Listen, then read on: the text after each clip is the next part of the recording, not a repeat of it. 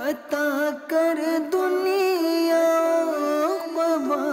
میں خیر و برکت ہم کو، ہو راضی تو سدا ہم سے، سکون دل ہمیں بھی دے۔ الحمدللہ رب العالمین، والصلاة والسلام علی سید الانبیاء والمرسلین، اما بعد فاعوذ باللہ من الشیطان الرجیم، بسم اللہ الرحمن الرحیم۔ محترم اور پیارے اسلام بھائیوں اور مدنی چینل کے ناظرین، ہم حاضر ہیں ایک نئے سلسلے میں۔ اس سلسلے کا نام ہے خیر و برکت کے اسباب۔ خیر و برکت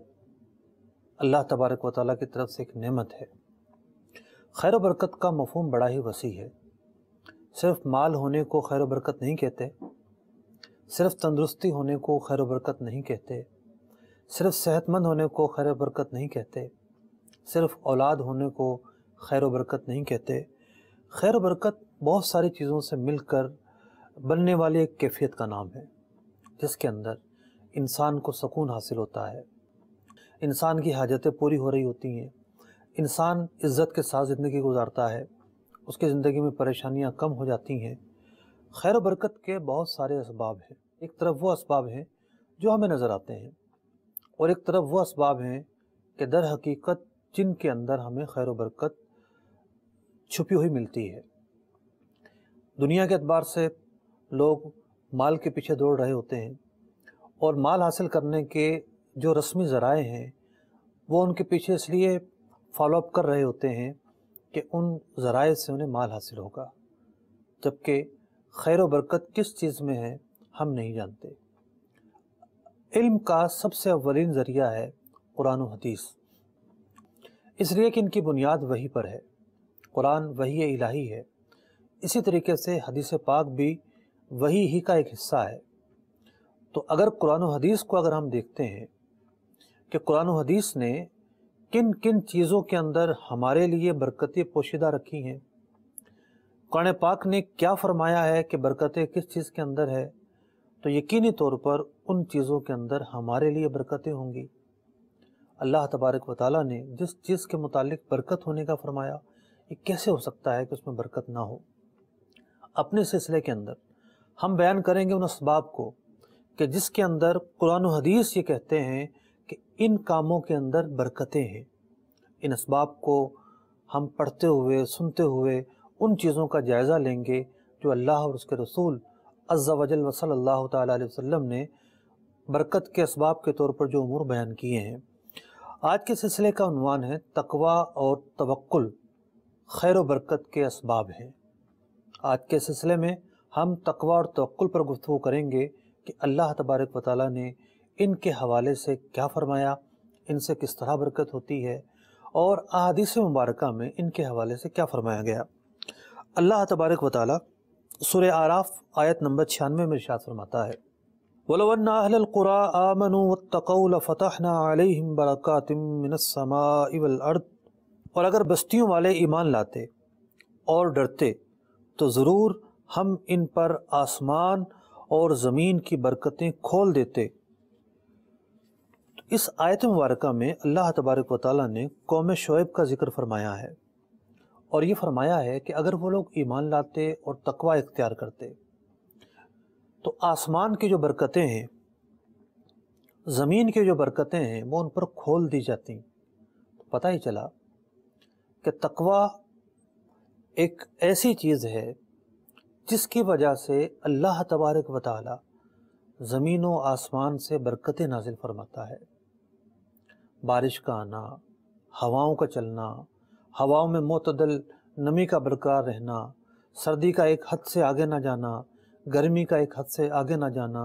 معاشرے کی ضرورتیں پوری ہونا، معاشرے میں امن ہونا، معاشرے میں سکون ہونا، معاشرے کے اندر بربریت کا نہ ہونا، معاشرے کے لوگوں کا اتفاق اور اتحاد کے ساتھ رہنا، نہ جانے کتنی ایسی چیزیں ہیں جو اجتماعی برکت میں شمار ہوتی ہیں،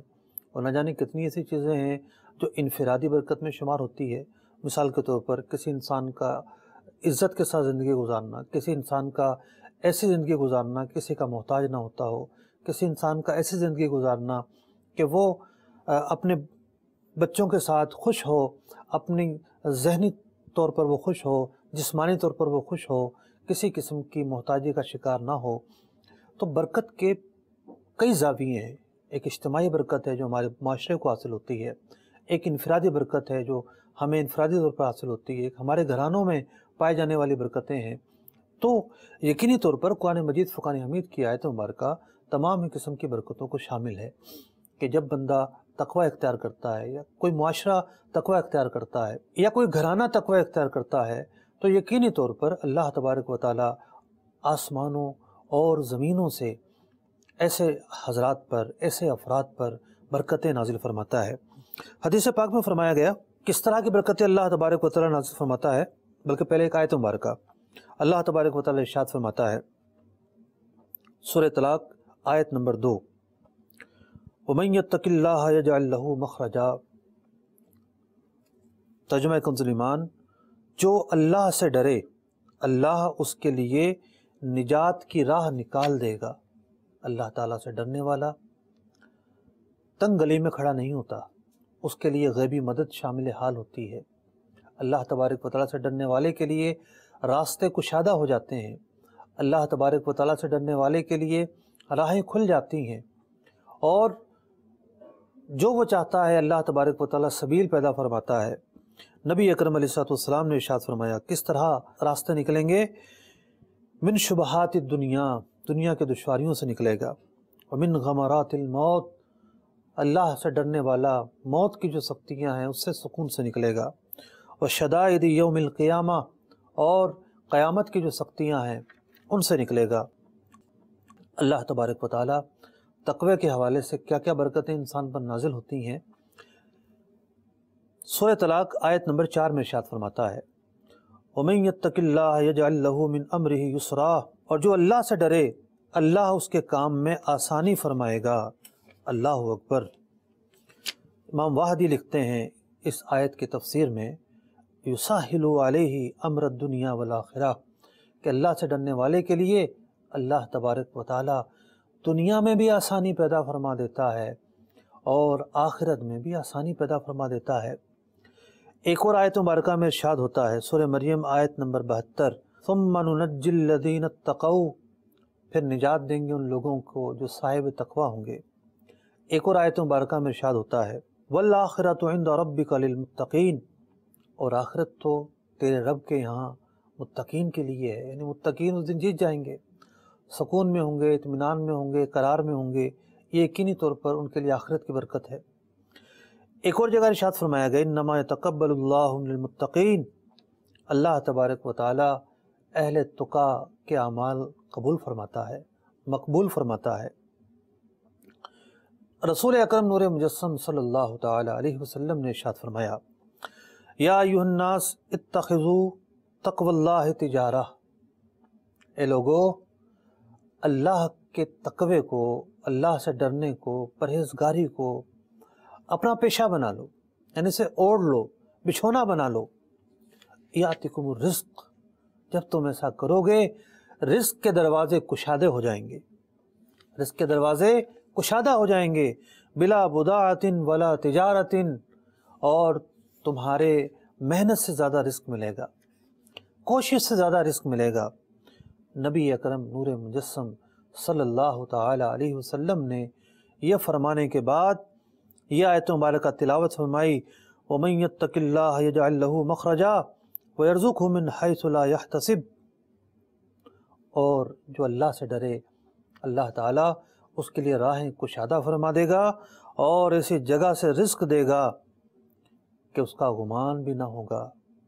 تو مفسرین نے لکھا کہ البرکۃ فی الرزق، یعنی اس کے رزق میں برکت پیدا فرما دے گا، ایسی جگہ سے دے گا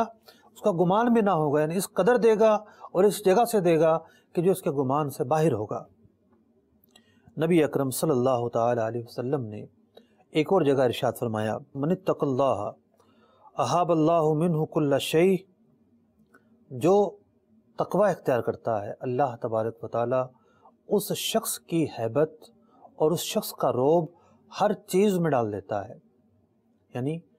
اسے ایک اعتماد حاصل ہوتا ہے، لوگ اس پر اعتماد کرتے ہیں، اس کی ایک ہیبت ہوتی ہے،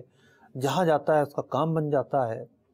لوگ اس پر اعتماد کرتے ہیں، اور کاروبار دنیا کے اندر اعتماد ایک بہت ہی اہم عنصر ہوتا ہے۔ فرمایا گیا من لم یتق اللہ، جو اللہ تعالیٰ سے نہیں ڈرتا، احابہ اللہ من کل شیء، اس کے دل میں ہر چیز کا ڈر ڈال دیتا ہے اللہ تبارک و تعالیٰ، پھر یہ سب چیزوں سے ڈرتا ہے اور اس کا خوف سب چیزوں کے حوالے سے بڑھتا چلا جاتا ہے۔ یوں کہہ سکتے ہیں کہ بے قراری بڑھتی ہے، اس کا سکون جو ہے وہ ختم ہوتا چلا جاتا ہے، اسے جو ہے اس کے دل کی جو کیفیت ہے اس میں گھبراہٹ پیدا ہوتی چلی جاتی ہے۔ تو اللہ تبارک و تعالیٰ کا ڈر، اس کا خوف بندے کے دل میں قرار داخل کرتا ہے، سکون داخل کرتا ہے، اطمینان داخل کرتا ہے، وقار داخل کرتا ہے، اعتماد پیدا کرتا ہے، اور نہ جانے کتنی خیر و برکت لاتا ہے۔ ہماری زندگی میں عافیت رہے، خیر رہے، پریشانی نہ آئے، کیا کرنا چاہیے؟ امام ابن جوزی رحمۃ اللہ تعالی علیہ لکھتے ہیں کان شیخ یدور فی المجالس یقول، ایک بزرگ رحمۃ اللہ تعالی علیہ مختلف مجالس میں جایا کرتے تھے، وہ یہی فرماتے رہتے تھے من سرہ ان تدوم لہ العافیہ، جسے عافیت چاہیے فلیتق اللہ، تو اللہ سے ڈرا کرے۔ تو اللہ تبارک و تعالیٰ سے ڈرنا، اس کا خوف رکھنا، حرام کاموں سے بچنا یقینی طور پر خیر و برکت لاتا ہے۔ تقوی کے مختلف درجے ہیں، اور تقووں کے ان درجوں میں سے جو سب سے پہلا درجہ ہے وہ ہے حرام کاموں سے بچنا۔ پھر اس کے بعد مختلف درجے ہیں۔ جو آدمی حرام کاموں سے بچتا ہے یقینی طور پر وہ اللہ تبارک و تعالیٰ کی نافرمانی سے بچتا ہے۔ اللہ تبارک و تعالیٰ کی نافرمانی سے بچنے والا خیر ہی خیر پائے گا۔ تقوی کے بعد دوسری جو بنیادی چیز ہے وہ ہے توکل۔ تقوی کے راہ میں چونکہ کچھ ہماری سوچیں، کچھ فکریں حائل ہوتی ہیں، لوگ یہ کہتے ہیں کہ جناب ہم یہ حرام کام چھوڑ دیں گے، یہ حرام پیشہ چھوڑ دیں گے، یہ حرام ذریعہ آمدنی چھوڑ دیں گے، ہم کمائیں گے کہاں سے؟ تو لوگوں کا جو یہ کہنا ہے، یہ جو سوچ ہے کہ تقوی کی طرف اگر بڑھیں گے تو دشواریاں آئیں گی، پریشانیاں آئیں گی، دراصل جو وصف توکل ہوتا ہے اللہ تبارک و تعالیٰ پر، جو توکل ہوتا ہے اس میں کمی ہوتی ہے۔ تو یوں تقوی اور توکل ایک طرح سے جڑے ہوئے ہیں۔ اللہ تبارک و تعالیٰ توکل کے حوالے سے قرآن مجید فرقان حمید میں ارشاد فرماتا ہے، سورہ طلاق آیت نمبر 3، وَمَن يَتَوَكَّلْ عَلَى اللَّهِ فَهُوَ حَسْبُهُ، جو اللہ تبارک و تعالیٰ پر توکل کرتا ہے اللہ تعالیٰ اس کے لیے کافی ہے۔ یعنی اللہ تبارک و تعالیٰ ہی مسبب الاسباب ہے۔ جب بندہ اللہ تعالیٰ پر توکل کر کے اسباب کو اختیار کرتا ہے تو اللہ تبارک و تعالیٰ اس کی غیب سے مدد فرماتا ہے۔ اب ایک آدمی ہے، وہ حرام ذرائع پر تو اعتماد کر رہا ہے، لیکن جب اللہ تبارک و تعالیٰ پر اعتماد کرنے کی بات آتی ہے تو ڈگمگا جاتا ہے۔ اس کا جو ایمان ہے، اس کے اندر جو نورانیت پیدا ہوگی، جو تقویت پیدا ہوگی، وہ تقویت حقیقت میں تقوی سے پیدا ہوگی، نیکی اور پرہیزگاری سے پیدا ہوگی۔ تو نیکی اور پرہیزگاری کرنے والا ہی اللہ تبارک و تعالیٰ پر توکل کرے گا، اور جو اللہ تعالیٰ پر توکل کرے گا اللہ تبارک و تعالیٰ اس کی غیبی مدد فرماتا ہے۔ نبی اکرم علیہ السلام نے ارشاد فرمایا، لو انکم تتوکلون علی اللہ حق توکلہ لرزقکم، اگر تم اللہ تبارک و تعالیٰ پر سچا توکل کرو گے اللہ تبارک و تعالیٰ تمہیں رزق دے گا، رزق کے دروازے کشادہ فرما دے گا۔ کما یرزق الطیر، جس طریقے سے مولا کریم پرندوں کو رزق دیتا ہے، تغدو خماسن، بھوکے صبح کو گھونسلوں سے نکلتے ہیں، وتروح بطانن، پیٹ بھر کر لوٹتے ہیں، صبح نکلتے ہیں اور پیٹ بھر کر ہی واپس آتے ہیں۔ تو علماء نے بیان کیا کہ توکل کا معنی یہ ہے کہ اپنے معاملات اللہ کے سپرد کر دے۔ توکل گھر بیٹھ کر انتظار کرنے کا نام نہیں ہے۔ اسباب اختیار کر کے اللہ تبارک و تعالیٰ سے خیر کی امید کا نام توکل ہے، کہ بندہ اسباب اختیار کرے، حرکت کرے، رزق کی کوشش کرے، اکتساب کی کوشش کرے، ذریعہ معاش کو اختیار کرے، اور اللہ تبارک و تعالیٰ پر توکل کرے کہ اللہ تبارک و تعالیٰ اس میں خیر پیدا کرے گا، غیبی مدد فرمائے گا، اس میں اللہ تبارک و تعالیٰ برکتیں فرمائے گا۔ تو جب بندہ اللہ تبارک و تعالیٰ پر توکل کرتا ہے